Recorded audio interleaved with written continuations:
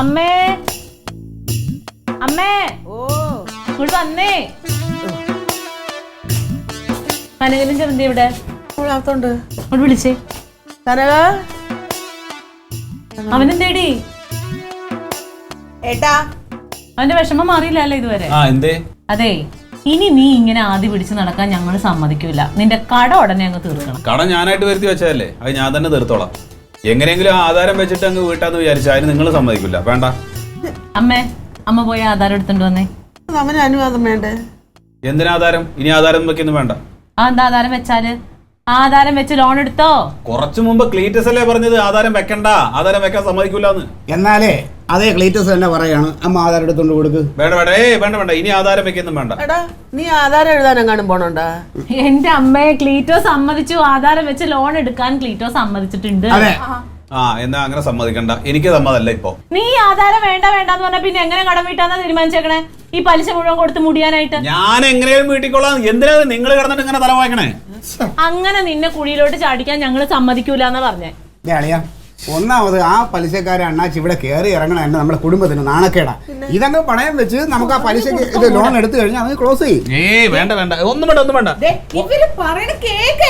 എന്റെ അമ്മ ഒന്നാമത് അച്ഛന്റെ ഓർമ്മകൾ ഉറങ്ങണ മണ്ണാണ്. ആ മനുഷ്യന്റെ മുഖത്തേക്ക് നോക്കിയിട്ട് ഞാൻ എങ്ങനെ ഈ ആധാരം വീട്ടിൽ കൊണ്ടുപോയിട്ട് പണയം വെക്കും? അച്ഛൻ എവിടെയെങ്കിലും കിടന്നുറങ്ങിക്കോളും, ടെൻഷൻ അടിക്കണ്ട. നീ ഇത് കാരണം വാങ്ങില്ല അത് ബഹളം വെച്ച് അച്ഛനെ ഉണർത്തണ്ട. നീ മര്യാദയ്ക്ക് പ്രമാണം മാത്രം ലോൺ എടുക്കാൻ നോക്ക്. നീ മനപ്രയാസപ്പെട്ട് നടക്കുന്നത് എനിക്ക് ഇഷ്ടമല്ല. പ്രമാണമൊന്നും എനിക്കൊരു വിഷയമല്ല. എന്റെ അമ്മ ഇത് അത്ര വലിയൊരു വിഷയാക്കേണ്ട കേസ് അല്ലാന്ന്. ഇത് ഞാൻ ഉണ്ടാക്കിയിട്ടുള്ള കടാണ്, ഞാൻ തന്നെ വീട്ടിക്കൊള്ളാം. ഞാൻ എടുത്തോണ്ട് വരും പ്രമാണം. അമ്മ എടുത്തോണ്ട് കൊടമ്മ. വേണ്ട, നീ ഒന്നും മിണ്ടാതിരിക്കാൻ പോയിച്ചിട്ട് നേരം. അമ്മ ഇപ്പൊ എന്റെ ഒരു ആവശ്യത്തിന് വേണ്ടിയിട്ട് നമ്മ ആധാരം കൊടുത്തു കഴിഞ്ഞാൽ നാളെ ഇവൻ വേറെ എന്തെങ്കിലും ആവശ്യം പറഞ്ഞു വരും. അപ്പൊ നമ്മൾ എന്തെടുത്ത് കൊടുക്കും? നിർത്താ. നീ എന്നെ പറ്റി അങ്ങനെയാണോ വിചാരിച്ചേക്കണേ? ഞാനും നീയും തമ്മിൽ ഒന്നും രണ്ടും പറഞ്ഞ് വഴക്കും പക്കാണൊക്കെ ഉണ്ടായിട്ടുണ്ട് എന്ന് പറഞ്ഞ് എന്റെ സ്വന്തം അളിയെ ഇങ്ങനെ ഒരു സാഹചര്യത്തിൽ നിൽക്കുമ്പോൾ ഞാൻ അങ്ങനെ ഒരു തെണ്ടിത്തരൊന്നും കാണിക്കില്ല. ഞാൻ പൂർണ്ണ മനസ്സോടെയാണ് ഇത് പറയുന്നത്. അളിയെ എന്നെ അങ്ങനെ വിശ്വസിക്കണം.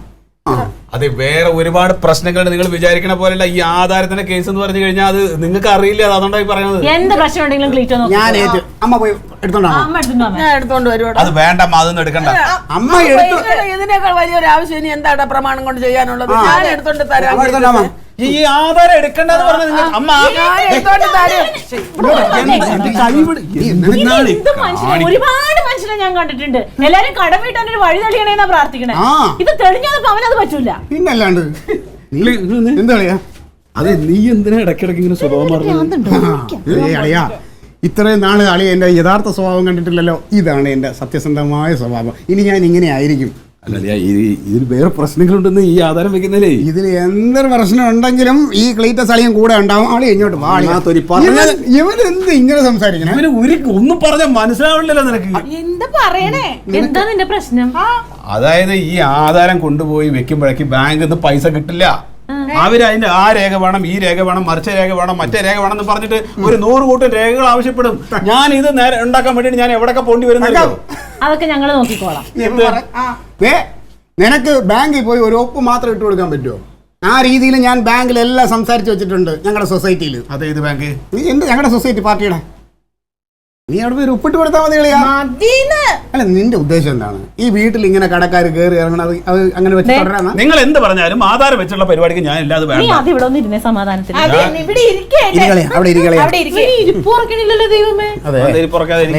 സമാധാനമായിട്ട് നീ ഇരുന്നൊന്ന് ആലോചിച്ച് നോക്ക്.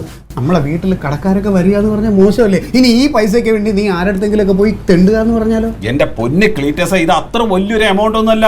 എന്റെ ഏതെങ്കിലും 3-4 സുഹൃത്തുക്കളോട് ചോദിച്ചു കഴിഞ്ഞാൽ അവര് തരും പൈസ. അങ്ങ് കൊണ്ടുപോയി അടച്ചേക്ക് അത്രയല്ലേ ഉള്ളൂ. ഈ സുഹൃത്തുക്കളോട് ചോദിക്കണതാണ് ഞാൻ തെണ്ടലെന്ന് പറഞ്ഞു. അതൊന്നും വേണ്ട. ഹവീൽദാർ കുടുംബമാണ്. ഹവീൽദാർ നിന്റെ തന്തയൊന്നുമല്ലോ, എന്റെ തന്തയാണ് ഹവീൽദാർ. എനിക്കില്ലാതെ നടക്കണമെന്നില്ല നിനക്ക്. എന്റെ അമ്മാവനല്ലേ? അതിന്റെ അമ്മാവൻ. ഇനി ആ മനുഷ്യനോട് നീ വേണ്ടിട്ട് ചൂടാവണ്ട. നിനക്ക് ഇത് ചെയ്യാനത് എത്ര ബുദ്ധിമുട്ട്? ദേട്ടാ, ഞാൻ ഒരു കാര്യം പറഞ്ഞേക്കാം. ഇത്ര വലിയ കടമൊക്കെ ഉണ്ടെന്ന് എന്റെ വീട്ടിലെങ്ങാനും അറിഞ്ഞിട്ടല്ലോ. എന്ത് നാണക്കേട്.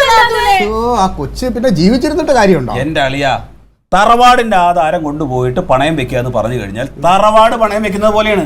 അതെ, തറവാട് പണയം വെക്കാണ്. എന്താ കുഴപ്പം? തങ്കം, നിനക്ക് എങ്ങനെ ഇത് പറയാൻ കഴിയുന്നു? തങ്കം, അമ്മേ കിട്ടിയില്ല ഇതുവരെ. വരുന്നടി പുതിയത് എഴുതിക്കൊണ്ടിരിക്കുന്ന നമ്മൾ വിക്കലല്ല, പണയം വെക്കൽ. ഇതൊരു എന്തായാലും ഞാൻ കൊണ്ടുപോയിട്ട് പണയം വെച്ചോളാം. തീർന്നല്ലോ, ഞാൻ കൊണ്ടുപോയിട്ട് പണയം വെക്കാം.